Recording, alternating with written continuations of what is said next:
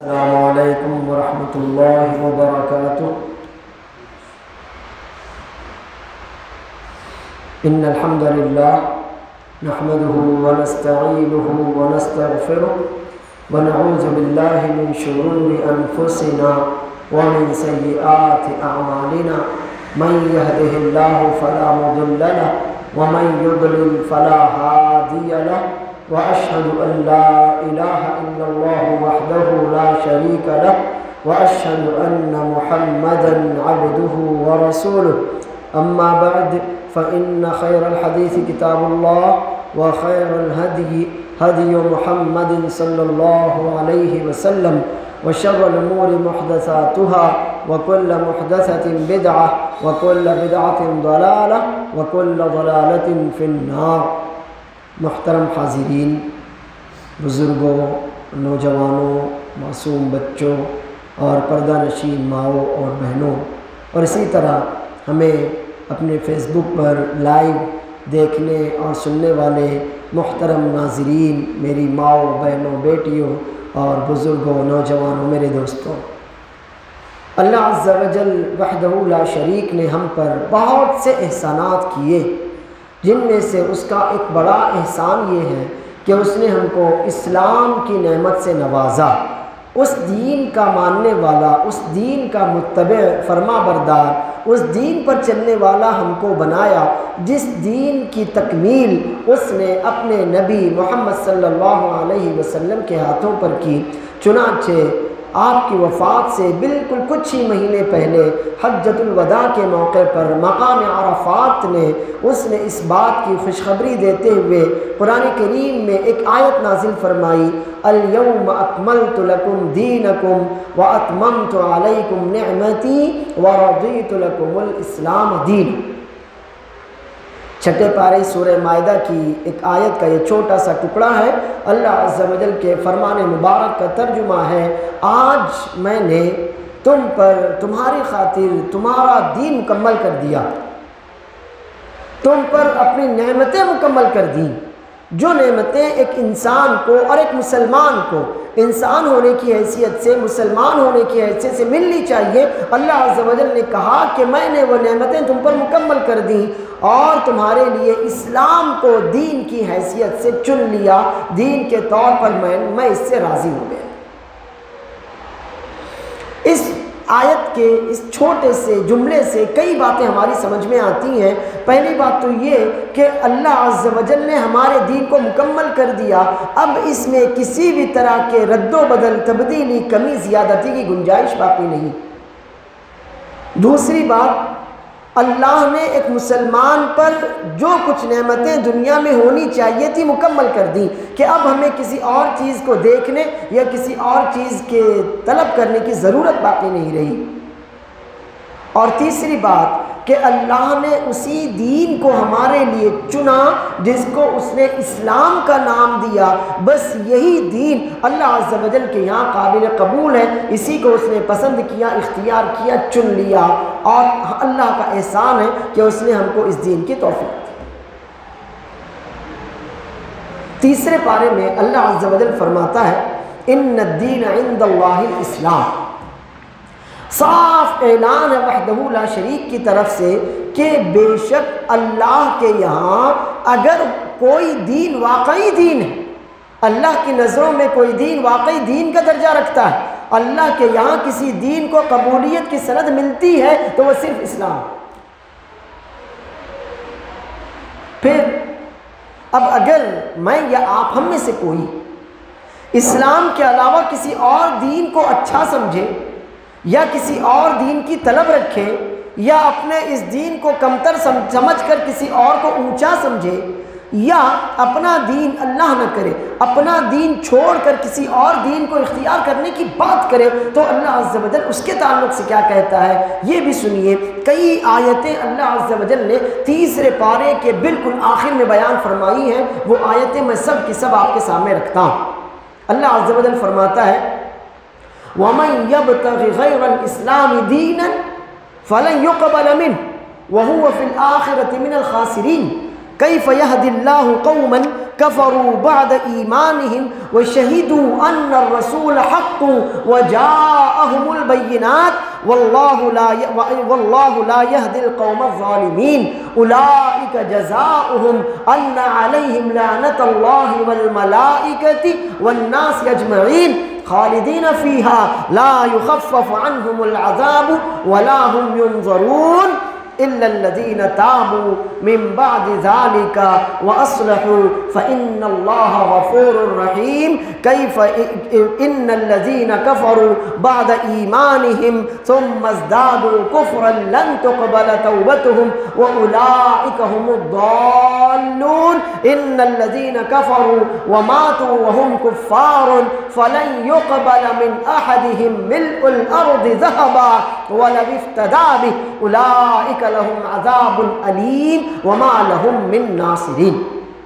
کوئی بھی انسان اللہ نے جس کو دین کی نعمت سے نوازا، اللہ نے جس کو اسلام کا پیروکار بنایا، مسلمانوں میں جس کا شمار ہوتا رہا، اب اگر وہ اپنا یہ دین چھوڑتا، کسی اور دین کو اچھا سمجھ کر وہاں جاتا، یا کسی بھی مجبوری کو سامنے رکھ کر بہانہ بنا کر عذر بنا کر دوسرے دین کو اختیار کرتا ہے، کوئی بھی وہ دین، چاہے وہ دین موسوی ہو، دین عیسوی ہو، کوئی عیسائی بن جائے، کرسچین بن جائے، یہود میں شامل ہو جائے، کوئی جین بن جائے، بدھ بن جائے، سکھ بن جائے، کچھ بھی بن جائے، اسلام اگر چھوڑتا تو اللہ عز و جل کا فرمان مبارک جو آیتیں آپ نے سنی، یہ تیسرے پارے کے آخری صفحے کی آیت ہے، سورہ آل عمران کی آیت ہے۔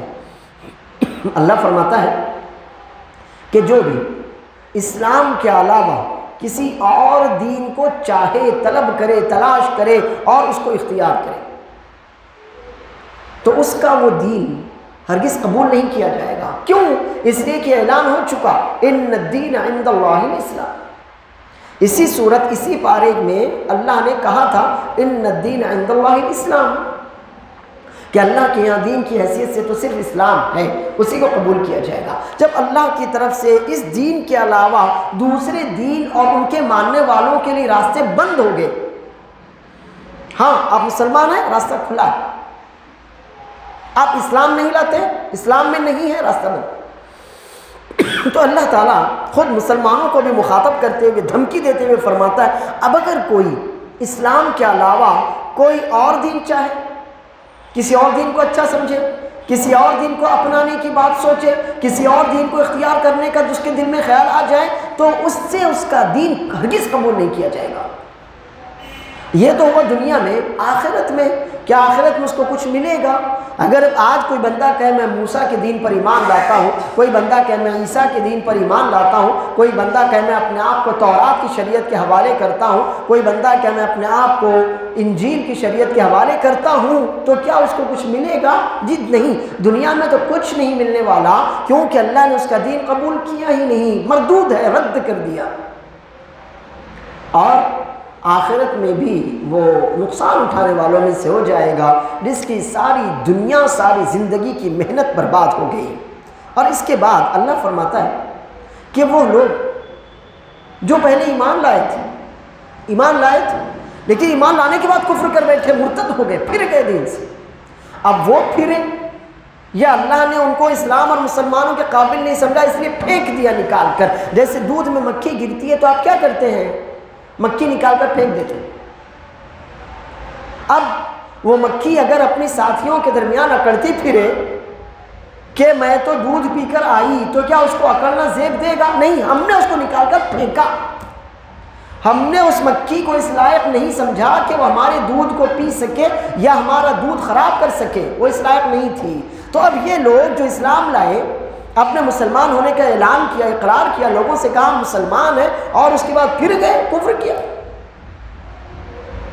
اسلام لانے کے بعد یہ اپنے دین سے پھر گئے، کفر کر بیٹھے۔ تو اب آپ بتائیے کہ انہوں نے اسلام کو جانا، اسلام کی حقانیت کو جانا، اسلام اور نبی اسلام صلی اللہ علیہ وسلم کے برحق ہونے پر ایمان لائے، اس کو تسلیم کیا، اس کا اظہار کیا، اور اس کے بعد پھر یہ کفر میں چلے گئے، کافر ہو گئے، تو اللہ ان کو دوبارہ سے کیسے ہدایت دے سکتا ہے؟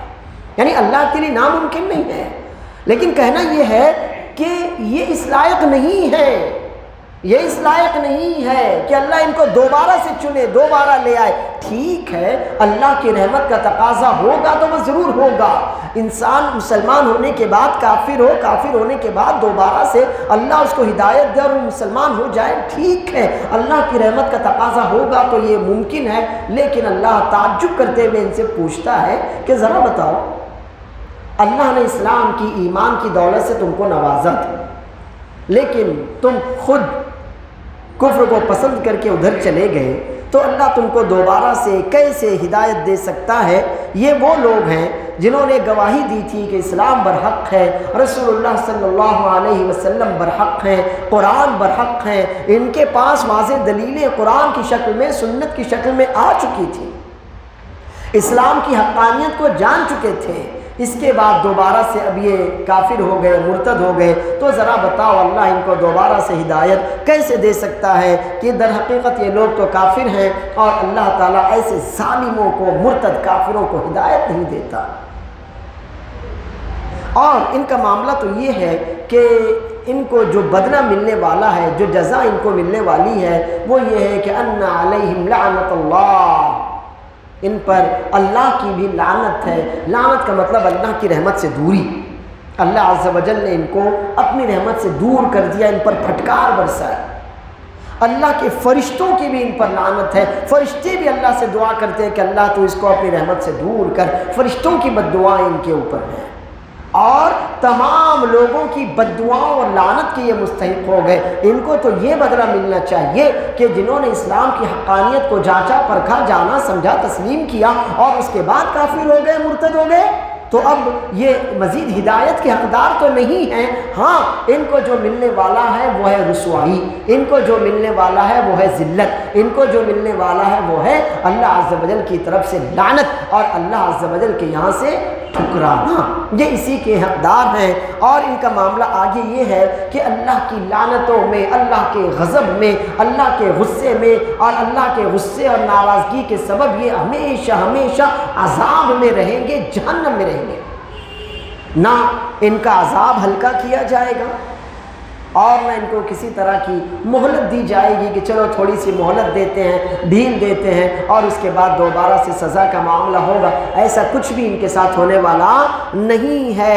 ہاں، وہ لوگ جو کافر ہو جانے کے بعد بھی ایمان لے آئے تو ٹھیک، اللہ کے یہاں راستہ کھلا، مرنے، موت کی علامات ظاہر ہونے سے پہلے پہلے تک توبہ کا دروازہ کھلا، اللہ عز و جل کی طرف سے برابر آواز لگائی جا رہی ہے کوئی توبہ کرنے والا کہ جس کی توبہ قبول کی جائے، ہے کوئی معافی مانگنے والا کہ جس کو معاف کر دیا جائے، ہے کوئی اپنے گناہوں پر شرمندہ ہو کر اللہ کے یہاں گڑ گڑانے والا کہ جس کو بخش دیا جائے، اللہ کے یہاں توبہ کا دروازہ کھلا ہے۔ الا الذین تابوا من بعد ذلک واصلحوا، لیکن جو لوگ اپنے گناہوں کے بعد بھی مرنے سے پہلے پہلے توبہ کرنے، دوبارہ سے ایمان میں آ جائیں، اپنے عقیدے کی، اپنے قول کی، اپنے عمل کی اصلاح کر لیں، تو پھر اللہ ان کو مایوس نہیں کرے گا۔ اللہ رب العالمین تو ہے ہی غفور، ہے ہی رحیم، بے شک اللہ تعالیٰ بہت بخشنے والا ہے، بہت زیادہ مہربان ہے، وہ ایسے ظالم لوگوں کو بھی معاف کر دے گا کہ ٹھیک ہے اب آپ ایمان لے آئے، چلیے ہم آپ کا ایمان قبول کر لیتے ہیں، ابھی بھی راستہ کھلا ہے۔ لیکن وہ لوگ جو ایمان لاتے ہیں، ایمان لانے کے بعد پھر کافر ہو جاتے ہیں اور پھر ان کے کفر میں مزید اضافہ ہو جاتا ہے، ان کے کفر میں مزید اضافہ ہو جاتا ہے اور زیادہ اپنی سرکشی میں، کفر میں آگے بڑھ جاتے ہیں، تو پھر ایسے لوگوں کی توبہ قبول نہیں ہوتی، ایسے لوگوں کو توبہ کا موقع نہیں دیا جاتا، اور یہی تو بڑے گمراہ ہیں۔ اور پھر وہ لوگ جو حالت کفر میں مر جاتے ہیں، اللہ نے ایمان کی دولت سے نوازا تھا، لیکن انہوں نے ایمان کو چھوڑ کر اپنے لیے کفر کو چن لیا، مرتد ہو گئے اور پھر حالت ارتداد میں، ردت کی حالت میں، کفر کی حالت میں جن کی موت بھی ہو گئی، تو پھر اچھی طرح سے یاد رکھو، جب اللہ کے سامنے پیش ہوں اور چاہیں گے کہ اللہ کے عذاب سے بچنے کے لیے کچھ دے دیں، زمین بھر کر سونا دے دیں، پوری زمین بھر کر خزانے دے دیں، تو بھی اللہ عز و جل کی یہاں ان کے ان خزانوں کو، سونے کو، چاندی کو، کسی بھی طرح کے مال کو قبول نہیں کیا جائے گا۔ کوئی فدیہ اللہ عز و جل ان سے لینے والا نہیں ہے کہ فدیہ دیں گے اور چھوٹ جائیں گے۔ یہ تو وہ لوگ ہیں جن کے لیے دردناک عذاب ہے اور اللہ کے یہاں ان کی کوئی مدد کرنے والا نہیں۔ اللہ فرماتا ہے دوسرے پارے سورہ بقرہ کی آیت ہے، وَلَا يَزَالُونَ يُقَاتِلُونَكُمْ حَتَّى يَرُدُّوكُمْ عَنْ دِينِكُمْ إِنِ اسْتَطَاعُوا وَمَنْ يَرْتَدِدْ مِنْكُمْ عَنْ دِينِهِ فَيَمُتْ وَهُوَ كَافِرٌ فَأُولَٰئِكَ حَبِطَتْ أَعْمَالُهُمْ فِي الدُّنْيَا وَالْآخِرَةِ۔ یہ کافر تم سے ہمیشہ لڑتے جھگڑتے ہی رہیں گے، ہمیشہ جنگ کی حالت میں ہی رہیں گے، تم کو نقصان پہنچانے کی، تمہارے دین سے پھیر دینے کی پوری کوشش کرتے رہیں گے، حتیٰ کہ وہ اپنی کوشش میں، اپنے مقصد میں کامیاب ہو جائیں اور تم کو تمہارے دین سے پھیر دیں۔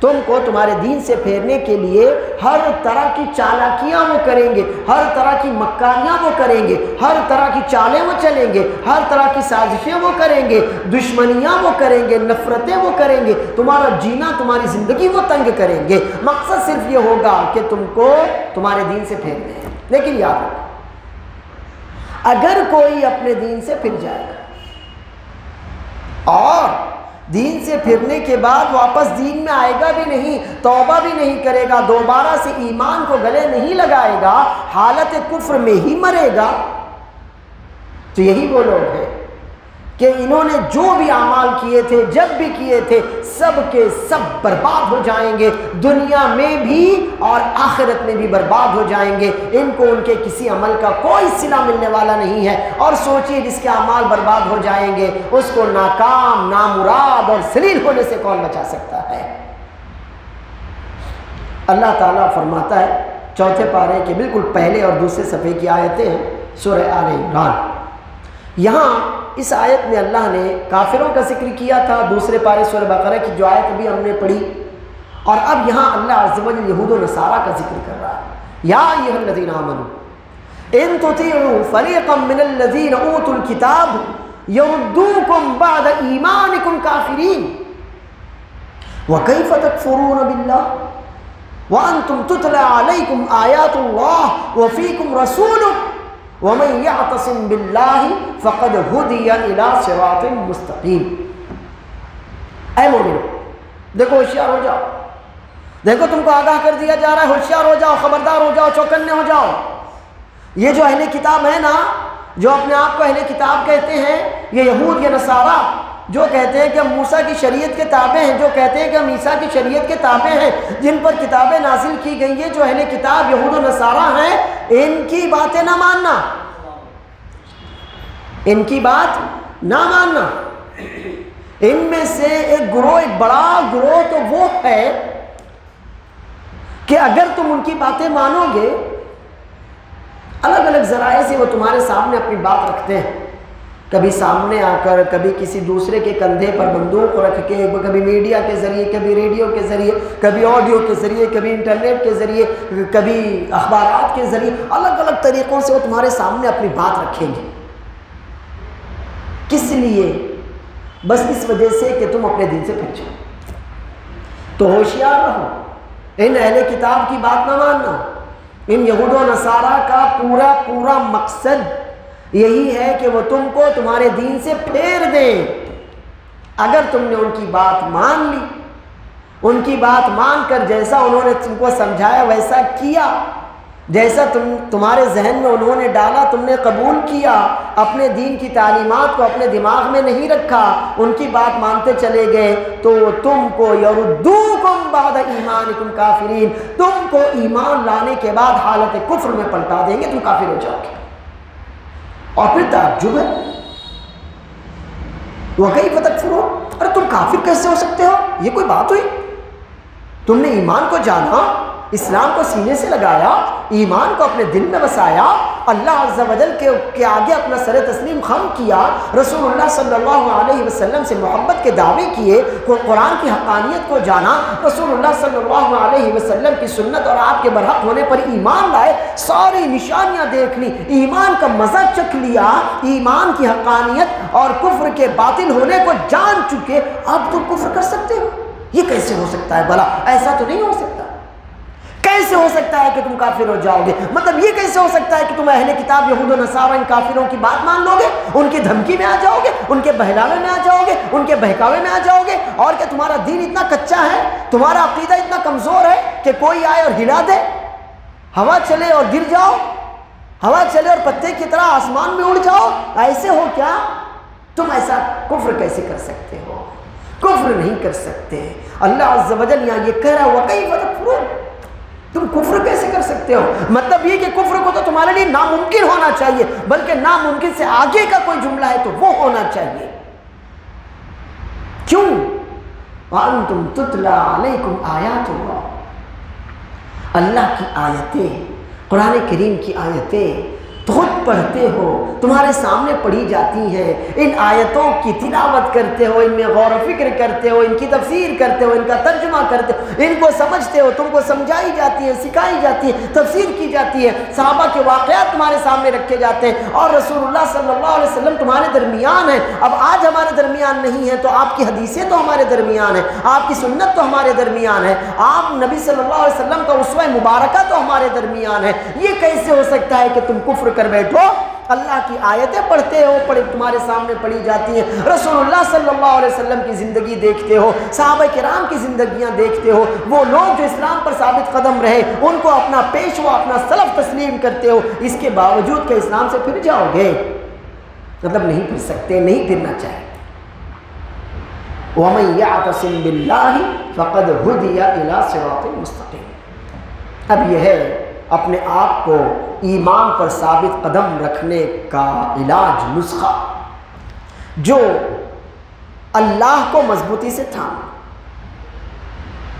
آگے کا وَاعْتَصِمُوا بِحَبْلِ اللَّهِ، اللہ کو، اللہ کی رسی کو، قرآن کو، سنت کو مضبوطی سے جو تھام لے گا، وَمَنْ يَعْتَصِمْ بِاللَّهِ، جو اللہ کو مضبوطی سے تھام لے گا، اللہ کے حوالے اپنے آپ کو کر دے گا، میری جان اللہ کی، میرا مال اللہ کا، میری دنیا اللہ کی، میرا دین اللہ کا، میرا جسم اللہ کا، میرا گوشت اللہ کا، میری ہڈیاں اللہ کی، میرے جسم کا ہوا اللہ کا، جو مکمل طور پر اپنے آپ کو اللہ کے حوالے کر دے، اللہ عز و جل کو مضبوطی سے تھام لے، تو یقیناً فقد ہدی الی صراط مستقیم، تو صراط مستقیم کی طرف رہنمائی کی جائے، یہ تو اس کا حق بنتا ہے۔ اور جب اللہ عز و جل صراط مستقیم کی طرف آپ کی رہنمائی کرے تو یہ کیسے ہو سکتا ہے کہ آپ گمراہ ہو جائیں، آپ اسلام سے پھر جائیں، آپ ایمان کو چھوڑ دیں، آپ کافر ہو جائیں؟ ایسا نہیں ہو سکتا۔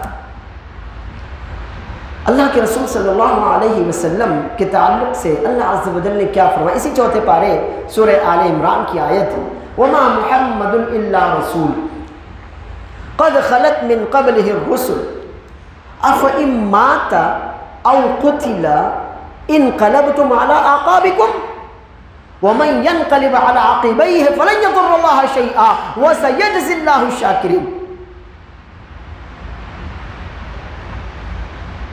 وَمَا كَانَ لِنَفْسٍ أَن تَمُوتَ إِلَّا بِإِذْنِ اللَّهِ كِتَابًا مُؤَجَّلًا وَمَن يُرِدْ ثَوَابَ الدُّنْيَا نُؤْتِهِ مِنْهَا وَمَن يُرِدْ ثَوَابَ الْآخِرَةِ نُؤْتِهِ مِنْهَا وَسَنَجْزِي الشَّاكِرِينَ۔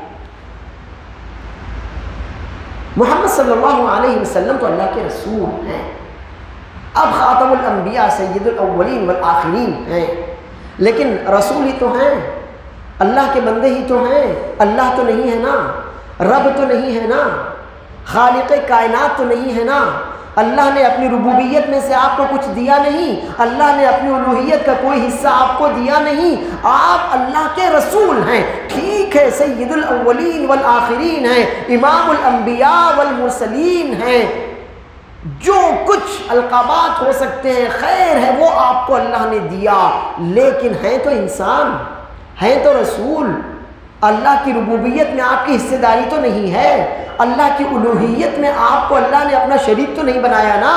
جی نہیں، آپ سے پہلے اور بھی بہت سے رسول گزر چکے۔ تو ذرا بتاؤ، تھوڑا سا اپنی عقل استعمال کر کے ذرا اس بات کا جواب دو کہ اگر محمد صلی اللہ علیہ وسلم کی وفات ہو جائے، اور جو کہ ہونی ہے، ہر انسان کو موت کا مزہ چکھنا ہے اور ہو چکی، تو ذرا بتاؤ اگر محمد صلی اللہ علیہ وسلم کی وفات ہو جائے یا آپ کو شہید کر دیا جائے، انقلبتم علی اعقابکم، تو کیا تم اپنی ایڑیوں کے بل پھر جاؤ گے؟ اس دین کا جو کلمہ پڑھا اس کو چھوڑ دو گے؟ اسلام سے پھر کر واپس سے کفر میں چلے جاؤ گے؟ ایمان چھوڑ کر مرتد ہو جاؤ گے؟ یعنی کیا تمہارا ایمان صرف اور صرف نبی صلی اللہ علیہ وسلم کی ذات پر منحصر ہے، اللہ عز و جل پر نہیں ہے؟ کیا ایسا ہی ہے کہ اگر محمد صلی اللہ علیہ وسلم کی وفات ہو تو تم دین ہی چھوڑ بیٹھو گے، واپس سے کافر ہو جاؤ گے، مرتد ہو جاؤ گے؟ تو یاد رکھو،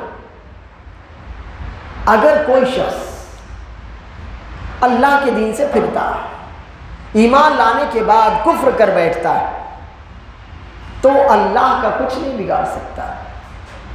اللہ تعالیٰ تو مومنوں کو، شکر گزاروں کو بہترین بدلہ دیتا ہے، لیکن جو مرتد ہے، جو کافر ہیں، ان کو اللہ کے یہاں کچھ ملنے والا نہیں ہے۔ اور یہ بھی یاد رکھو کہ کوئی بھی شخص اللہ کی مشیت کے بغیر، اللہ کی طرف سے متعینہ وقت، مقررہ وقت آئے بغیر مر نہیں سکتا۔ یہ سب اللہ کے یہاں طے شدہ ہے۔ اب جو دنیا کا بھلا، دنیا کا ثواب، دنیا کا خیر چاہتا ہے تو ہم اس کو دے دیتے ہیں، جتنا چاہتے ہیں دیتے ہیں، لیکن صرف دنیا میں دیتے ہیں بس۔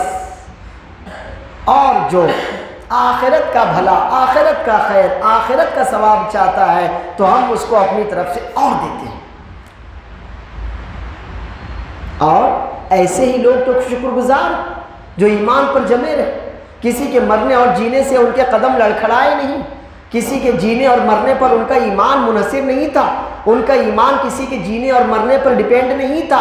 کوئی جیتا ہے تو اچھی بات ہے، کوئی مرتا ہے تو اللہ کے حوالے، میرا ایمان تو اللہ پر ہے جو ہمیشہ سے ہمیشہ رہے گا، اس کو کبھی موت نہیں آئے گی، نہ وہ سوتا ہے نہ اس کو اونگ آتی ہے، میرا ایمان تو اللہ عز و جل پر ہے، تو میں اپنا ایمان کسی کے جینے اور مرنے کی وجہ سے کیوں چھوڑوں؟ میں اپنے عقیدے کا سودا کسی کی حیات اور موت پر ڈیپینڈ کیوں رکھوں؟ ایسا نہیں ہو سکتا۔ تو وہی لوگ جو ہر حالت میں ہر تکلیف برداشت کر کے، ہر نعمت کے لالچ کے باوجود اپنے دین پر جمے رہتے ہیں، یہی تو شاکرین ہیں، یہی تو مومنین ہیں، اور اللہ عز و جل ان کو ضرور بضرور خیر سے نوازے گا۔ کئی آیتیں الحمدللہ آپ نے سنی جن میں اللہ عز و جل نے مرتد ہونے، مرتد کی سزا، اسلام پر باقی رہنے اور ارتداد، مرتد ہونے کے اسباب، کافروں کی طرف سے آپ کے خلاف کیا کوششیں اور محنت ہو رہی ہے، یہود و نصارہ کی طرف سے آپ کے خلاف کیسی سازشیں اور مکاریاں ہو رہی ہیں، ان تمام باتوں کا خلاصہ ان آیتوں میں آپ کے سامنے رکھ دیا گیا۔ پھر سے سن لیجئے، جو آیتیں آپ نے سنی، دوسرے پارے کی آیت ہے، تیسرے پارے کی آیتیں ہیں، اور یہ چوتھے پارے کی آیتیں جو کچھ میں نے آپ کے سامنے رکھی۔ اب ایسے حالات میں مجھ کو اور آپ کو کرنا کیا؟ ایک چھوٹی سی آیت پر عمل کرنا ہے اور بس۔ یا ایھا الذین آمنوا ادخلوا فی السلم کافہ، بس۔ دوسرے پارے کی یہ بھی آیت ہے، سورہ بقرہ۔ اے مومنو، کتنا پیارا انداز ہے مومنو، ادخلوا فی السلم کافہ، اسلام میں، سلامتی کے دین میں پورے کے پورے داخل ہو جاؤ، اپنے آپ کو، اپنے جذبات کو، اپنی خواہشات کو، اپنی آرزوؤں کو، اپنی امیدوں کو اللہ کے حوالے کر دو، اس دین کے تابع کر دو مکمل طور پر۔ وَلَا تَتَّبِعُوا خُطُوَاتِ الشَّيْطَانِ إِنَّهُ لَكُمْ عَدُوٌّ مُّبِينٌ، شیطان تمہارا کھلا ہوا دشمن ہے، اس کے چکر میں نہیں آنا۔ شیطان تمہارا صاف کھلا مضبوط دشمن ہے، اس سے ہوشیار رہنا، اس کے نقش قدم پر نہ چلنا، اس کے بہکاوے میں نہ آنا، اپنی آرزوؤں اور خواہشات کو اس کے تابع نہ کرنا۔ اب کرنا کیا ہے؟ بس اپنے آپ کو اسلام پر جمع دینا ہے۔ آئیے اب سیدھے میں اس فتنہ ارتداد کے کچھ اسباب اور ان سے بچاؤ کے طریقے آپ کے سامنے رکھتا ہوں۔ بس جو کچھ آیتیں آپ نے سنی ہیں ان کو اپنے ذہن میں ضرور موجود رکھیے، اور اگر نکل جائیں تو انشاءاللہ یہ جو ریکارڈ ہمارا ہو رہا ہے ویڈیو اور آڈیو کی شکل میں، ضرور جا کر فیس بک پر یا یوٹیوب پر اس کو دوبارہ سے سنیے، انشاءاللہ فائدہ ہوگا۔ اب یہ ارتداد ہے کیا؟ اتنی دیر سے آپ سنتے آ رہے ہیں اسلام سے پھر جانا، ایمان لانے کے بعد دوبارہ کفر میں چلے جانا، یہی تو ارتداد ہے، اسی کو تو مرتد ہونا کہتے ہیں۔ جو شخص کافر رہا ہو، مسلمان ہو جائے، یعنی اب وہ مسلمان ہو گیا اور مسلمان ہونے کے بعد دوبارہ سے کافر بن گیا، اسی کو مرتد کہتے ہیں۔ جیسے کہ آپ نے ایک آیت بھی سنی، ان الذین کفروا بعد ایمانہم، یہی ارتداد کی تعریف۔ ایمان لانے کے بعد آدمی ایمان سے پھر جائے، کفر کرنے لگ جائے، کافر ہو جائے، اس کو ارتداد کہتے ہیں، اسی کو ردت کہتے ہیں، یعنی اسلام سے پھر جانا، ایمان کو چھوڑ دینا، کفر کو اختیار کر لینا۔ اس کی کئی قسمیں ہیں، اس ارتداد کی کئی قسمیں ہیں۔ ہوشیار رہیے کہ کہیں ایسا تو نہیں کہ کوئی نہ کوئی قسم ہمارے اندر بھی پائی جاتی ہو اور ہم کو اس کا علم بھی نہ ہو۔ ہوشیار رہیے، توجہ دیجیے، دھیان دیجیے۔ دیکھیے، ارتداد کی ایک بڑی قسم ہے ارتداد بالقلب، دل، اللہ عز و جل کے فیصلے پر ناراض ہونا، قرآن کے کسی فیصلے کو غلط ٹھہرانا، یہ دل سے ہوا نا، آپ نے زبان سے نہیں کہا، لیکن دل میں آپ اللہ کے فیصلے پر ناراض ہوئے نا، قرآن کے کسی فیصلے کو، حدیث کے کسی فیصلے کو آپ نے غلط ٹھہرایا نا، تو یہ ارتداد کی قلبی، دل والی قسم ہے۔ ہوشیار رہیے، ایسا ہوتا ہے کیا؟ ایسا ہوتا ہے کہ کبھی کہ اللہ کا کوئی حکم ہو، رسول اللہ صلی اللہ علیہ وسلم کا کوئی حکم ہو اور آپ ناراض ہو جائیں؟ اللہ فرماتا ہے فَلَا وَرَبِّكَ لَا يُؤْمِنُونَ، آپ ہی مومن ہی نہیں ہو سکتے۔ فَلَا وَرَبِّكَ لَا يُؤْمِنُونَ حَتَّى يُحَكِّمُوكَ فِي مَا شَجَرَ بَيْنَهُمْ ثُمَّ لَا يَجِدُوا فِي أَنفُسِهِمْ حَرَجًا مِّمَّا قَضَيْتَ وَيُسَلِّمُوا تَسْلِيمًا۔ اللہ، آپ کے رب کی قسم، یہ لوگ تو مومن ہی نہیں ہو سکتے۔ کب تک؟ جب تک اپنے تمام معاملات میں آپ کو فیصل، اپنا جج نہ بنا لیں، اور پھر آپ جو بھی فیصلہ کریں بالکل بغیر کسی پس و پیش کے، بغیر کسی ہیل حجت کے آپ کے فیصلے کو قبول نہ کر لیں، مکمل طور پر جب تک تسلیم نہ کر لیں، یہ مومن نہیں ہو سکتے۔ اللہ منافقوں کو ڈانٹتے ہوئے فرما رہا ہے کہ ہم نے ان کے اعمال برباد کیے، ان کو ناکام نامراد ہونا پڑا۔ کیوں؟ ذَلِكَ بِأَنَّهُمْ كَرِهُوا مَا أَنزَلَ اللَّهُ، صرف اس وجہ سے کہ انہوں نے اللہ کے نازل کیے ہوئے احکام کو ناپسند کیا، اس وجہ سے اللہ نے ان کو رد کر دیا، ختم، برباد ہو گئے۔ تو ردت یا ارتداد کی سب سے پہلی اور بڑی قسم یہی ہے، الارتداد بالقلب، دل کا مرتد ہو جانا، کہ آپ نے زبان سے کچھ نہیں کہا، عمل سے آپ نے کچھ نہیں کیا، لیکن آپ نے اپنے دل میں اللہ کے کسی فیصلے کو غلط ٹھہرایا، قرآن کی کسی بات یا حدیث کی کسی بات کو آپ نے ناپسند کیا، کہا نہیں ایسا نہیں ہونا چاہیے، غلط ہے، آپ نے دل میں کہا نا، تو مرتد ہوئے آپ۔ یہ ارتداد بالقلب ہے، ہوشیار رہیے۔ جیسے ایمان بالقلب ہوتا ہے نا، اللہ اور اس کے رسول کی تصدیق، اللہ اور اس کے رسول کی باتوں کی تصدیق دل میں ہوتی ہے نا، تو جیسے ایمان بالقلب ہوتا ہے، ایسے ارتداد بالقلب ہوتا ہے۔ بہت ہوشیار رہیے۔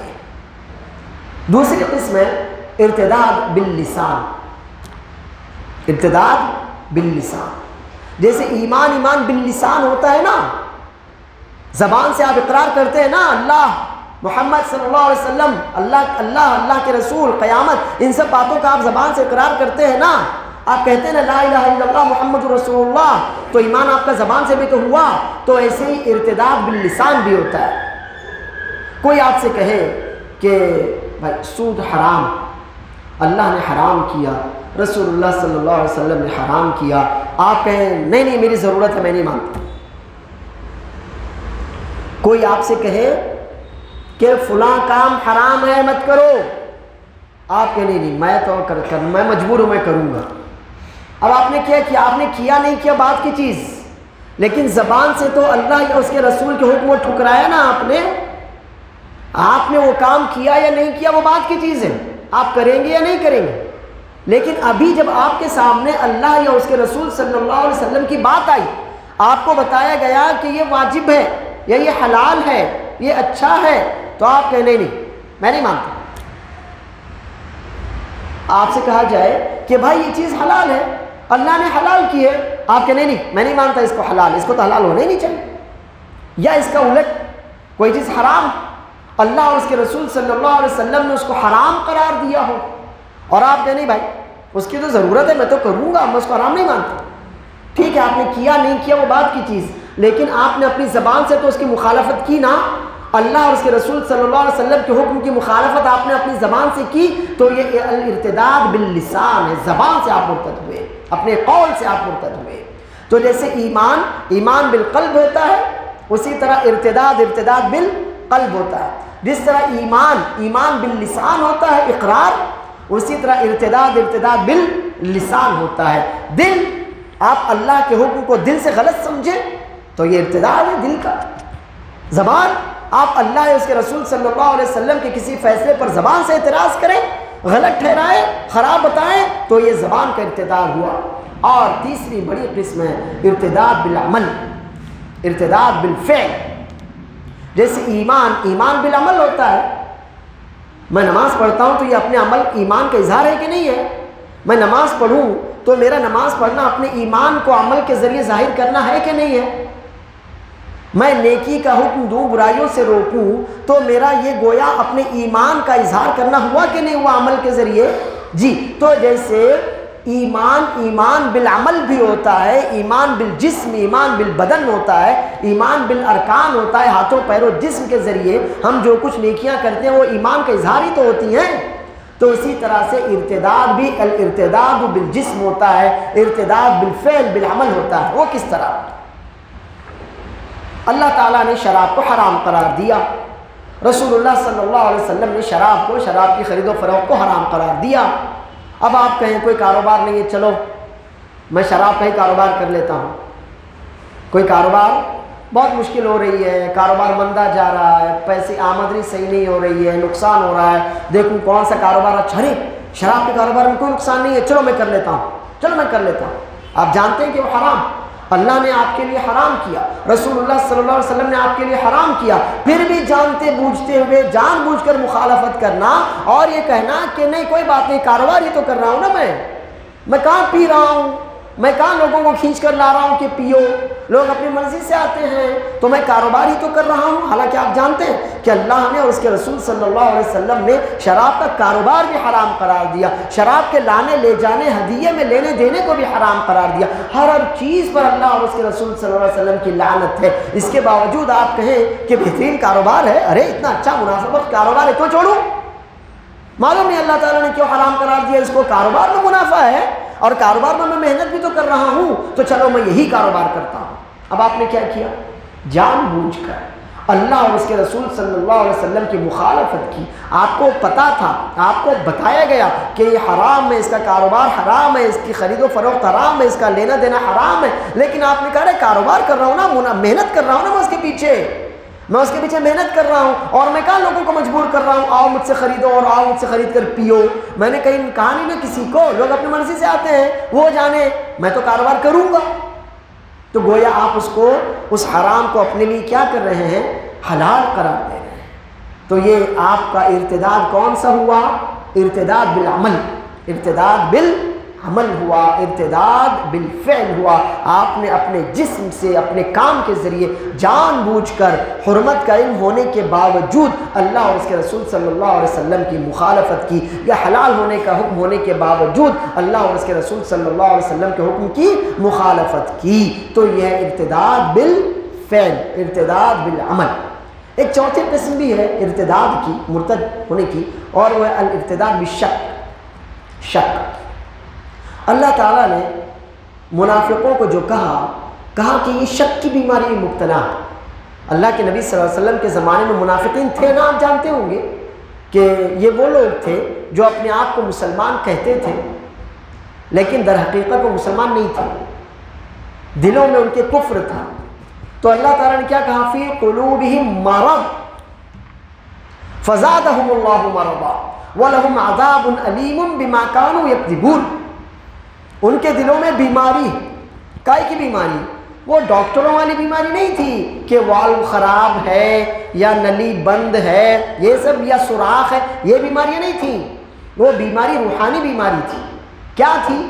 فی قلوبہم مرض، ان کے دلوں میں شک کی بیماری ہے، ان کو اللہ پر یقین ہی نہیں، رسول اللہ صلی اللہ علیہ وسلم پر یقین ہی نہیں، قرآن کریم کو حق مانتے ہی نہیں، نبی صلی اللہ علیہ وسلم کے لائے گئے معجزات پر ایمان نہیں رکھتے، ان کے دلوں میں شک کی بیماری ہے۔ یہ جب بیماری میں آگے بڑھے، انہوں نے اپنے علاج کی کوشش ہی نہیں کی، جبکہ قرآن ان کو پکارتا رہا، نبی کریم صلی اللہ علیہ وسلم ان کو بلاتے رہے، لیکن انہوں نے اپنی بیماری کے علاج کا کوئی انہوں نے اس کی طرف دھیان نہیں دیا، بیماری کا علاج کرنے کی کوشش نہیں کی، تو اللہ عز و جل نے بھی ان کی اس شک کی بیماری کو اور زیادہ آگے بڑھا دیا۔ اور یہ جھوٹ بھی بہت بولتے ہیں، یہ جھوٹے ہیں، اللہ کو، اللہ کے رسول صلی اللہ علیہ وسلم کو جھٹلاتے ہیں اور تمہارے سامنے آ کر جھوٹ بھی بولتے ہیں، تو ان کے جھوٹ بولنے اور جھٹلانے کی وجہ سے ان کو دردناک عذاب بھی ہونے والا ہے۔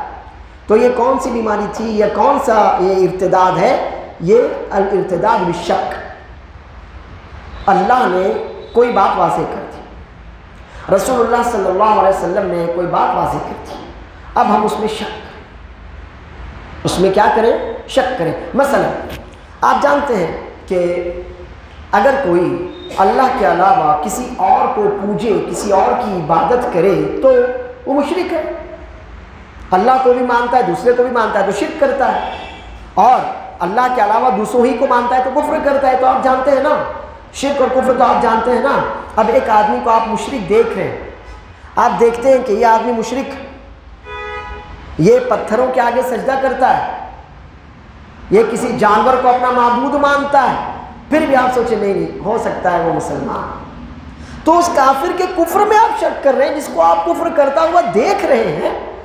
ایسا کرنے والے کو اللہ نے اور اس کے رسول صلی اللہ علیہ وسلم نے کافر مشرک قرار دیا، آپ اس کے کفر اور شرک میں شک کر رہے ہیں، تو یہ بھی ارتداد ہے۔ کون سا؟ بالشک۔ اسی طرح سے اللہ تعالیٰ نے اعلان کر دیا، ان اللہ لا یغفر ان یشرک بہ ویغفر ما دون ذلک لمن یشاء۔ اللہ کے ساتھ شرک کیا جائے، آدمی شرک کرتا ہوا، کفر کرتا ہوا مرے، تو اللہ تعالیٰ اسے بخش نہیں سکتا، یہ تو آپ جانتے ہیں۔ کوئی آدمی حالت شرک میں مر جائے، اللہ اس کو بخشے گا نہیں، کوئی آدمی حالت کفر میں مر جائے، اللہ اس کو بخشے گا نہیں۔ پھر بھی آپ سوچیں نہیں ہو سکتا ہے، اللہ کی رحمت تو بہت وسیع ہے، ہو سکتا ہے اللہ اس کو بخش دے، تو آپ نے کیا کیا؟ اللہ نے جو صاف بات آپ کو بتا دی تھی، قرآن کریم میں جو بات آپ کو بتائی گئی تھی کہ مشرک کو اللہ تعالیٰ بخش نہیں سکتا، لہٰذا آپ کسی کافر یا مشرک کے لیے جس کی موت حالت کفر یا شرک میں ہوئی ہے، اس کے لیے آپ مغفرت کی دعا بھی نہ مانگیں۔ اب اس کے باوجود آپ یہ سوچ رہے ہو کہ نہیں ہو سکتا اللہ اس کو بخش دے گا، کیونکہ اللہ تعالیٰ کی رحمت تو بہت کشادہ ہے، کیونکہ اللہ عز و جل تو بہت زیادہ معاف کرنے والا اور مغفرت کرنے والا ہے۔ اس طرح کے خیالات دل میں لا کر آپ نے کیا کیا؟ اس کافر کے جنتی ہونے کی بات کہہ گیا، اس مشرک کے جنتی ہونے کی بات کہہ گیا کہ ہو سکتا ہے اللہ اس کو بخش دے گا، کیونکہ وہ اللہ کی رحمت بہت کشادہ ہے، اللہ کی مغفرت تو بہت پوری دنیا کو ڈھانپے ہوئے ہے، تو ہو سکتا ہے اللہ اس کو بخش دے، لہٰذا کیوں نہ میں اس کے لیے مغفرت کروں۔ نہیں، جب اللہ بتا چکا کہ جو کفر پر مرے یا جو شرک پر مرے، اللہ تعالیٰ اس کو ہرگز نہیں بخشے گا، چاہے وہ نبی صلی اللہ علیہ وسلم کے چچا ابو طالب کیوں نہ ہو، چاہے وہ نوح علیہ السلام کا بیٹا کیوں نہ ہو۔ جب آپ کے سامنے یہ بات واضح ہو گئی تو اب آپ کا یہ فرض بنتا ہے کہ جو بات شریعت کی طرف سے آپ کو بتائی جا چکی، آپ اس بات کے ہونے میں کسی طرح کا شک نہ کریں۔ اگر آپ کرتے ہیں تو یہ ارتداد کی چوتھی قسم ہوئی، کیا؟ الارتداد بالشک۔ جیسے ایمان یقین ہوتا ہے، اللہ پر یقین، اللہ کے رسول صلی اللہ علیہ وسلم پر یقین، اللہ کے وعدوں پر یقین، جو کچھ ہے یقین، تو اسی طرح سے ارتداد اس کے بالمقابل ارتداد بالشک ہوتا ہے۔ یہ چاروں قسمیں جو میں نے آپ کو بتائی ہیں اپنے ذہن میں مضبوطی سے جما لیجیے۔ اب آئیے ہم یہ دیکھیں کہ ارتداد کے اسباب، بہت سے نوجوان، بہت سے بوڑھے، بہت سی عورتیں، بہت سی لڑکیاں جو تیزی کے ساتھ اسلام چھوڑ کر کفر کو اپنا رہے ہیں، تو اس فتنے کے اسباب کیا ہو سکتے ہیں؟ دیکھیے اسباب تو کافی ہو سکتے ہیں، آپ جتنا زیادہ توجہ دیں اتنے زیادہ اسباب کھل کر آپ کے سامنے آئیں گے۔ سب سے پہلا سبب ہے اپنے دین سے ناواقفیت۔ آپ کو اپنا دین ہی نہیں معلوم۔ ہمارے وہ نوجوان جو دین سے، علماء سے، دینی محفلوں سے، دینی علوم سے دور رہتے ہیں، وہ اپنے دین کی حقانیت کو، اپنے دین کی سچائی کو، اپنے دین کی مضبوطی اور پائیداری کو جان ہی نہیں پاتے۔ اب جو آدمی اپنے پاس موجود کسی چیز کی مضبوطی اور پائیداری کو نہ جانے، وہ دوسرے کے پاس موجود کسی خراب چیز کو بھی اچھا سمجھ سکتا ہے۔ میرے پاس یہ موبائل، اگر مجھے معلوم نہ ہو کہ اس میں کیا اچھائی ہے، کیا مضبوطی ہے، تو ہو سکتا ہے آپ کوئی سڑا خراب سا موبائل اچھا بالکل نئے رنگ ڈھنگ کے ساتھ میرے سامنے پیش کریں تو میں اس کو سمجھوں ارے یہ تو پرانا ہو چکا ہے، یہ تو خراب ہو چکا ہے، اب یہ اتنا اچھا نہیں دکھ رہا، آپ کا اچھا دکھ رہا ہے تو میں آپ کا قبول کر لوں گا۔ ہو سکتا ہے آپ کا جو موبائل ہے وہ اس سے زیادہ خراب ہو، لیکن کب میں نے ایسا کیا؟ جب میں نے اپنے پاس موجود چیز کی حقانیت کو، اس کی پائیداری کو، اس کی مضبوطی کو، اس کی اچھائی کو میں نے جانا نہیں، تو سامنے والے نے جو چمکتی بھڑکتی چیز میرے سامنے پیش کی، میں نے اس کو قبول کر لیا۔ تو ہوتا یہی کہ ہمارے بہت سے نوجوان جو مغرب زدہ ہوتے ہیں، اپنے دین کی مضبوطی، حقانیت کو خود جان نہیں پاتے، تو ان کے سامنے جو پیش کیا جاتا ہے تھوڑی سی لالی کے ساتھ، پاؤڈر کے ساتھ، تھوڑا سا سجا کر، تھوڑا سا پینٹ کر کے جب ان کے سامنے وہ چیز آتی ہے تو اس کو اچھا سمجھتے ہیں اور اپنی اس چیز کا سودا اس خراب چیز سے کر لیتے ہیں۔ دوسری بات، یہ جو آج ہمارا ایک ایجوکیشن سسٹم ہے، تعلیمی نظام، اس نظام نے بھی ایک اچھے بھلے بندے کو ملحد بنانے میں کوئی کسر نہیں چھوڑی۔ آپ ان میں جو ادب کے نام پر جو کچھ کہانیاں وغیرہ پیش کی جاتی ہیں، لٹریچر، ادب کے نام پر، فن کے نام پر جو قصے اور کہانیاں بچوں اور بچیوں کو، کچے ذہن کے نو عمر بچے ان قصوں اور کہانیوں کو جو پڑھتے ہیں، ان کے دماغ میں جو بات بیٹھائی جاتی ہے وہ الحاد اور کفر کے علاوہ کچھ نہیں ہوتا۔ تو ہمارا تعلیمی سسٹم ایسا ہو گیا ہے کہ ہم اپنے بچے کو اپنے اسلام کی اچھائیاں سمجھا ہی نہیں سکتے، اور بہت سے بچے تو وہ ہوتے ہیں کہ جو اسلامی مکاتب کا، اسلامی مدارس کا وہ ہی نہیں دیکھتے۔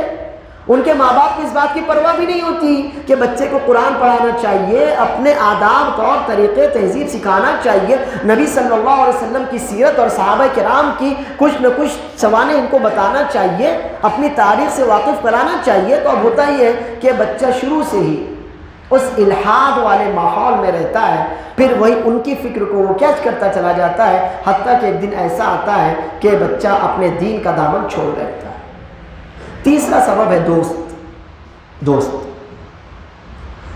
ہوتا یہ ہے کہ جب ہم اسکول سے نکل کر کالج میں جاتے ہیں تو تھوڑا سا اپنے آپ کو ہم ماڈرن ظاہر کرنا چاہتے ہیں، لوگوں کے سامنے یہ رکھنا چاہتے ہیں کہ اب ہم ماڈرن ہیں، ہم چھوٹے سے خول سے، ایک کنویں سے باہر نکل کر اب ہم ندی میں یا سمندر میں آ گئے ہیں۔ تو ہم یہ ہوتا ہے کہ جو ہمارے پرانے دوست ہوتے ہیں یا جو پرانی تہذیب ہوتی ہے اس کو تھوڑا حقیر سمجھنے چلے جاتے ہیں، اور پھر اب وہ دوست جو ہم کو ملتے زیادہ تر اس ماحول میں وہ خراب ہوتے ہیں۔ اور پھر رسول اللہ صلی اللہ علیہ وسلم کا یہ فرمان مبارک تو آپ کو یقیناً معلوم ہوگا، المرء علی دین خلیلہ، آدمی اپنے دوست کے ہی طور طریق، دین، اخلاق، کردار کی طرح ہوتا ہے۔ آپ کے دوست جو آپ کا جو فرینڈ سرکل ہے، آپ کے جو دوست ہیں، جیسے ان کے عادات، اطوار، اخلاق، کردار جو کچھ بھی ہوگا، آپ بھی اسی طرح کے رنگ ڈھنگ میں ڈھلتے چلے جائیں گے۔ تو اب ہوتا یہ ہے کہ جب ہم تھوڑا سا اپنے آپ کو ماڈرن بتانا چاہتے ہیں تو جو چیزیں پہلے سے ہمارے ساتھ تھیں ہم ان کو ہلکا سا حقیر، کمتر سمجھتے ہیں، دقیانوس سمجھتے ہیں، اور پھر ان دوستوں کے ذریعے ہم اپنے دین کا دامن چھڑا بیٹھتے ہیں۔ اور چوتھی بات اس میں یہ ہے کہ انسان اللہ عز و جل کی جو دین کی بنیاد ہے، اس بنیاد پر اس کی پرورش نہ کی جائے۔ اگر آپ نے اپنے بچے کی پرورش قرآن اور سنت پر کی ہو تو یقین جانیے کہ وہ مرتے دم تک اللہ کے فضل، اس کی توفیق سے وہ دین پر قائم رہے گا۔ لیکن اگر آپ نے اپنے بچے کی پرورش میں قرآن اور سنت کی گھٹی نہ ملائی ہو، اپنے بچے کو اللہ تعالیٰ کی کتاب اور رسول اللہ صلی اللہ علیہ وسلم کی سنت سے واقف نہ کرایا ہو، اس کی پرورش ہی ٹی وی کے سامنے ہوئی ہو، موبائل کے سامنے ہوئی ہو، انٹرنیٹ کے سامنے ہوئی ہو، تو ظاہر ہے یہ موبائل، یہ یوٹیوب، یہ انسٹاگرام، یہ فیس بک آپ کا دین تھوڑی پیش کرتے ہیں۔ یہ کیا پیش کرتے ہیں؟ یہ فحاشی، عریانیت، ننگا پن، دین سے بغاوت، تہذیب سے فرار، عادات و اطوار کو حقیر سمجھنا، اپنے کلچر سے جڑے رہنے کو معیوب سمجھنا، یہی سب باتیں تو یہ سب پیش کرتے ہیں۔ تو ایک تو اپنے بچے کی قرآن اور سنت کی بنیادوں پر پرورش نہ کرنا، اور اس پر برائی یہ کہ اپنے بچے کو انٹرنیٹ یا میڈیا کے حوالے کر دینا۔ دونوں باتوں کو جوڑ لیجیے کہ ہمارا بچہ کہاں سے سیکھ رہا ہے، کیا سیکھ رہا ہے، ٹی وی کے آگے بیٹھا ہے، موبائل کے آگے بیٹھا ہے، کمپیوٹر کے آگے بیٹھا ہے، نیٹ پر بیٹھا ہے، فیس بک پر ہے، انسٹاگرام پر ہے، اس طرح کی یوٹیوب پر ہے، کیا دیکھ رہا ہے؟ ہماری بچیاں کیا دیکھ رہی ہیں؟ وہی سیریل، وہی ڈرامے، وہی فلمیں کہ جن میں ساری یہی باتیں بتائی جاتی ہیں کہ انسان کس طرح سے اپنی حدود کو پھلانگے، کس طرح اپنے دین کا سودا کرے، کس طرح وہ اپنے پیر اپنی چادر سے باہر نکالے، کس طرح وہ اپنی تہذیب سے فرار اختیار کرے۔ جب یہی سب باتیں بچہ ہمیشہ 24 گھنٹے سیکھے گا، ہمیشہ اس کے ذہن میں یہی باتیں آئیں گی، تو مجبوراً وہ چاہتے یا نہ چاہتے ہوئے دونوں صورتوں میں ان چیزوں کو وہ اپنا لے گا۔ اور پانچویں بات، دنیا کی چمک دھمک، دنیا کا لالچ، دنیا کی حرص، دنیا کی حرص۔ اب آپ اس کو بھی دو خانوں میں بانٹیے، یا تو دنیا کا لالچ اور یا دنیا کا خوف۔ بہت سے لوگ دنیا کے لالچ میں اپنے ایمان کا سودا کرتے ہیں۔ اللہ عز و جل نے کہا ان الذین اشتروا الحیات الدنیا بالآخرہ، وہ اپنی دنیا اور آخرت کا سودا کیوں کر لیتے ہیں؟ دنیاوی لالچ کی وجہ سے آخرت چھوڑ کر دنیا چن لیتے ہیں۔ تو ایک تو یہ، اور دوسرا ہے خوف، ڈر۔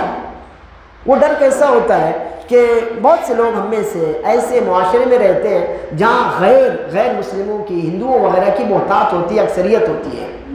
اب ایک ڈر ہوتا ہے کہ اگر ہم ان کے جیسے نہ بنے، ہم نے ان کے تہواروں میں شرکت نہ کی، ہم نے ان کی طرح پرساد ان کے گھروں پر نہیں پہنچایا، ان کا پرساد قبول نہیں کیا، یا ہم ان کی گنپتی وغیرہ کے تہواروں میں شریک نہیں ہوئے، یا ہم نے ان کی طرح پتنگیں نہ اڑائیں، یا ہم نے ان کے چندہ مانگنے پر چندہ نہ دیا، تو ہوتا یہ ہے کہ ڈر ہمارے ذہنوں میں بیٹھ جاتا ہے کہ پھر ہم کو اپنی جان سے، اپنے مال سے ہاتھ دھونا پڑے گا۔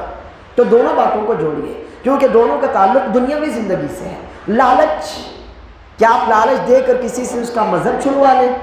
اور ایسا بہت ہوتا ہے۔ اور یا تو پھر ڈر، خوف، جان کا خوف، عزت کا خوف، مال کا خوف، اسٹیٹس کا خوف، غرض کسی بھی طرح کا خوف، یہ دونوں چیزیں دنیا سے متعلق ہیں۔ تو یہ پانچواں سبب آپ جان لیجئے کہ بہت سے لوگوں کے اپنے دین کو چھوڑ دینے کا سبب یا تو دنیا کا لالچ ہوتا ہے کہ کسی طرح سے جلدی مجھ کو دنیا مل جائے، جیسے آپ جانتے ہوں گے قادیانیوں کا معاملہ یا عیسائی جو مشنریز ہیں ان کا معاملہ، یہ لالچ کے ذریعے لوگوں کو ہتھیاتے ہیں۔ اور اس کے علاوہ جو بہت سے مسلمان ماضی قریب میں ہمارے ہندوستان میں جو واقعات ہوئے، وہ واقعات خوف، ڈر، رعب کے ذریعے مسلمانوں سے ان کا دین چھڑانے کے واقعات ہیں۔ تو یہ 5 اسباب آپ اچھی طرح اپنے ذہن میں بٹھا لیجئے کہ ان وجوہات کی وجہ سے ایک اچھا بھلا مسلمان، اللہ نہ کرے، اللہ محفوظ رکھے، کافر ہو سکتا ہے، اپنے دین کا، اپنے ایمان کا سودا کر کے وہ اپنا شمار کافروں اور غیروں میں کروا سکتا ہے۔ اس کا علاج کیا ہے؟ سب سے پہلا علاج تو یہ ہے، جیسے کہ ہم نے شروع میں آپ کو بتایا، 4 پارے کی آیت ہے وَمَن يَعْتَصِمْ بِاللَّهِ فَقَدْ هُدِيَ إِلَىٰ صِرَاطٍ مُسْتَقِيمٍ۔ قرآن کو مضبوطی سے تھامیے، نبی صلی اللہ علیہ وسلم کی سنت مبارکہ کو مضبوطی سے تھامیے۔ جتنا زیادہ قرآن و سنت کا آپ کو علم ہوگا اور آپ کا علم آپ کو عمل کا پابند کرے گا، دونوں باتیں ضروری۔ ایک تو علم، صرف قرآن پڑھنے کو قرآن کا علم نہیں کہتے، آپ کو قرآن پڑھنا آتا ہے، لیکن قرآن کریم میں غور، فکر، تدبر، ترجمے پڑھیے، تفسیریں پڑھیے، رسول اللہ صلی اللہ علیہ وسلم کی احادیث مبارکہ کو جانیے، سمجھیے۔ تو علم اور عمل، جب آپ قرآن اور سنت کا علم حاصل کریں گے اور اس پر عمل کریں گے تو یقینی طور پر اللہ عز و جل آپ کو تھام لے گا۔ دوسرا سبب، اپنے بچوں کی پرورش۔ ہم اپنے بچوں کی پرورش اسلامی تہذیب کے اعتبار سے کریں۔ رسول اللہ صلی اللہ علیہ وسلم کے ساتھ ایک بچہ کھانا کھا رہا تھا، آپ نے کہا یا غلام سم اللہ، بچے اللہ کا نام لو، بسم اللہ کہہ کر کھاؤ، وَكُلْ بِيَمِينِكَ، دائیں سے کھاؤ، وَكُلْ مِمَّا يَلِيكَ، اپنے آگے سے کھاؤ۔ کس کی پرورش کی گئی؟ چھوٹے بچے کی۔ کیا سکھائے گئے؟ آداب، تہذیب، طور طریقے۔ عبداللہ بن عباس رضی اللہ عنہما بچے تھے، نبی صلی اللہ علیہ وسلم کے ساتھ تھے، آپ نے ان کو سکھایا، کہا یا غلام اذا سألت فاسأل اللہ واذا استعنت فاستعن باللہ۔ عقیدہ، جب کچھ مانگو اللہ سے مانگو، مدد کی ضرورت پڑے اللہ سے مدد مانگو، فریاد، تمہاری کوئی فریاد کوئی مسئلہ ہے اللہ کے سامنے اپنی فریاد پیش کرو۔ ساری عقیدے کی باتیں کس کو سکھائیں؟ بچے کو سکھائیں۔ تو آپ اپنے بچوں کی پرورش اسلامی اقدار اور تہذیب کے اعتبار سے کیجئے تو انشاءاللہ آپ کا بچہ دنیا کے لالچ اور دنیا کے فریب میں نہیں آئے گا۔ تیسری بات، آپ اپنے اور اپنے بچوں کے دوستوں پر نظر رکھیے۔ دیکھیے قیامت کے دن بہت سے لوگوں کی رسوائی کا سبب ان کے دوست بنیں گے، تو آپ اپنے فرینڈ سرکل پر، اپنے بچوں کے فرینڈ سرکل اور دوستوں پر نظر ڈالیے، فہرست بنائیے آپ کے بچوں کے کون سے دوست اچھے ہیں، جن کے اخلاق، جن کی دینداری صحیح ہے، یا کون ہے جو برے ہیں۔ آپ اس فہرست میں سے ان لوگوں کو چھانٹ دیجئے، خود بھی ایسے دوستوں سے کنارہ کشی اختیار کیجئے اور اپنے بچوں کو پابند کیجئے کہ وہ ایسے دوستوں سے کنارہ کش ہو جائے۔ چوتھی بات، پہلی بات قرآن و سنت، علم اور عمل، دوسری بات اپنے بچوں کی پرورش، تیسری بات دوستی، اور چوتھی بات یہ ہے کہ ہم ایسا نصاب اپنی اسکولوں کو، یا کم از کم جو ہماری اپنی ٹرسٹ کی اسکولیں ہیں، جو مدارس ہیں، ایسے اسکولوں کو ہم ایسا نصاب دیں کہ جہاں پر ہماری روایات، ہماری تہذیب، ہمارا دین پڑھایا جائے، اور یہ بہت ناممکن نہیں ہے، بہت ناممکن نہیں ہے۔ آپ کے جو کالجز آپ کے ہیں، جو اسکولیں آپ کی ہیں، آپ وہاں پر ایک پیریڈ یا ایک لیکچر کے نام پر ایسا کر سکتے ہیں، ہر کالج میں اس چیز کی اجازت ہوتی۔ تو آپ اپنے بچوں کے نصاب میں کسی نہ کسی شکل میں ہماری اپنی اسلامی تہذیب، اسلامی روایات اور اسلامی اقدار کو داخل کیجیے۔ پانچویں بات، اپنے بچوں کو اور پوری قوم کو جتنا ممکن ہو سوشل میڈیا کی جو کچھ برائیاں اور منفی اثرات ہیں ان سے بچانے کی بھرپور کوشش کیجیے۔ اور چھٹا سبب، ایک مسلمان کو آپ اپنے سے جوڑ کر رکھیے۔ ایک مسلمان کو آپ معلوم کیجئے کہاں کہاں مسلمان رہتے ہیں، وقتاً فوقتاً ان کی خبرگیری کیجئے، دیکھیے ان کی کیا تکلیفیں ہیں، کیا مسائل ہیں، کیا پریشانیاں، ان کے پاس جائیے، ان کو اپنے پاس بلائیے۔ جب آپ ان کو چھوڑ دیں گے تو جو ان کے پاس آئے گا وہ اس کے ہو جائیں گے۔ یہی تو ہوتا ہے، جب ہم نے اپنے بھائیوں کو چھوڑ دیا، وہ جیتے ہیں یا مرتے ہیں ہم کو کوئی پرواہ نہیں، تو جو ان کے پاس آئے گا لالچ کے ساتھ آئے گا اس کے ہو جائیں گے، ڈر خوف کے ساتھ آئے گا اس کے ہو جائیں گے۔ تو یہ بہت اہم بات ہے کہ ہم، یہ جو امت ہے نا، یہ پوری کی پوری ایک جسم ہے۔ اگر میرے پیر کی چھوٹی انگلی میں تکلیف ہو تو میں سوچوں گا کہ ارے جانے دو، بہت دور ہے وہ انگلی، کہاں میرا دماغ، کہاں وہ انگلی، ایسا ہوگا کیا؟ نہیں ہوگا نا۔ یا آپ ڈاکٹر کے پاس جائیں اور وہ کہہ رہے ہیں چھوٹی انگلی تو ہے، چھوڑو کیا فرق پڑتا ہے، تمہارے دماغ سے بہت زیادہ دور ہے، زیادہ ٹینشن مت لو، ایسا ہوگا کیا؟ نہیں نا۔ آپ اس انگلی کو تکلیف میں تڑپتا ہوا چھوڑ سکتے ہیں؟ نہیں۔ کیوں؟ کیونکہ وہ آپ کے جسم کا حصہ ہے۔ تو ایسے ہی ہر مسلمان، وہ آپ سے کتنے ہی دور، آپ کے رشتہ دار ہو نہ ہو سکتا ہے آپ میں اور اس میں کچھ کدورت ہو، کچھ بھی ہو، آپ اس کو چھوڑیے مت، آپ اس کو جانے مت دیجیے۔ آپ اس کو جانے دیں گے تو دوسرے اس کو اچک لیں گے۔ دنیا تو اس کی طاق میں ہے، یہ کافر اس کی طاق میں ہے، یہ یہود و نصارہ اس کی فراق میں ہے۔ لہٰذا کوئی مسلمان کیسا ہی ہو، آپ ایک پروگرام بنائیے، اور یہ پروگرام ایک بڑی سطح پر بننا چاہیے، قومی سطح پر بننا چاہیے۔ ایسا نہیں کہ میں پروگرام بناؤں آپ پروگرام بنائیں، نہیں، چند لوگ مل کر ایک کمیٹی بنائیں جن کا کام ہی مسلمانوں کو جوڑنا۔ تو ہم ایسے مسلمانوں کو اپنے سے قریب کریں کہ محسوس ہوتا ہو تھوڑے دور ہیں، کہ کوئی اچک لینے والا بھیڑیا ان کو اچک سکتا ہے، تو ہم جائیں، ان کی دلجوئی کریں، ان کے ساتھ وقت گزاریں، ان کو اسلام سکھائیں، کیونکہ بہت سی دفعہ ایسے لوگوں کو سکھانے والا بھی کوئی نہیں ہوتا، جو ان کے پاس آتا ہے وہ اس کے ہو جاتے ہیں۔ تو ضروری ہے کہ ہم ان 5 باتوں پر دھیان دیں۔ امید ہے کہ اللہ عز و جل جو کچھ میں نے کہا اور آپ نے سنا، ان باتوں کے ذریعے ہم کو حال اور مستقبل میں فائدہ پہنچائے۔ اللہ عز و جل ہم سب کو اپنے دین پر ثابت قدمی کی توفیق عطا فرمائے، ہمیں توفیق دے کہ ہم ہر مسلمان تک پہنچیں اور اس کو اسلام سکھا کر اسلام اس کے مضبوطی کے ساتھ اسلام پر جمے رہنے کا ہم سبب بن سکیں۔ اللہ عز و جل ہمارے ذریعے دنیا والوں تک دین کا کلمہ پہنچائے، ہم سب کو اپنی امان میں رکھے، ہمارے بچوں کی حفاظت فرمائے۔ ربنا تقبل منا انك انت السميع العليم وتب علينا انك انت التواب الرحيم۔ سبحان ربك رب العزة عما يصفون وسلام على المرسلين والحمد لله رب العالمين، والسلام علیکم ورحمۃ اللہ وبرکاتہ۔